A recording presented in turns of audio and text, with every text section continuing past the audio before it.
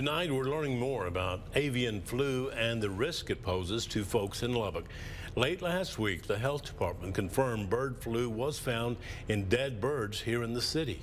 KCBD News Channel 11's Jaden Santos sat down with leaders of Lubbock Animal Services and the health department, and he joins us now with what we all need to understand. Jaden.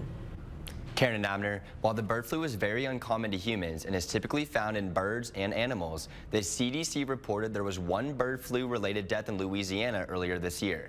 Director of Public Health Catherine Wells says to be aware of coming across dead animals.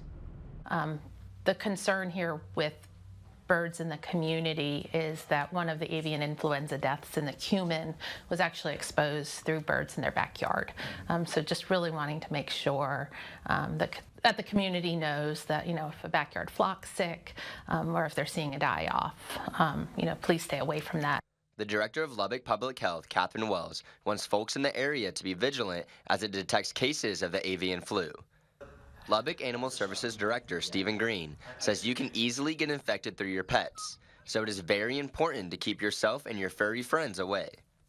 It's passed from birds to through their nasal secretions and what have you, and so if a bird dies of this and a cat eats it, that cat could be infected. And then also the same thing with the human. If there's any respiratory droplets around and you ingest that and you inhale that, it's a good chance you're going to get ill also. If you see animal carcasses anywhere in the city, you are urged to call LAS immediately. What we would do is if we get a call, we're going to go out and pick it up. Some of the things we've been asked to look for is any pockets of deceased birds that look like they died of natural causes. And also if we get any pockets and uptick in deceased cats, that could also be a sign that that area has got a lot of bird flu. Besides the deceased birds, Green says as a department, they have not picked up any animals that have tested positive for the virus. However, LAS has sent samples for testing and are awaiting results.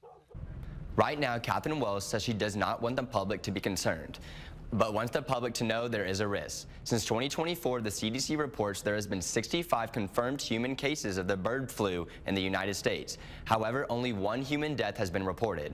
Common symptoms of bird flu include fever, cough, pink eye, sore throat, and fatigue. Wells says if you think you are ever infected with the virus, you should immediately get tested. Karen and Abner. Thank you, Jaden.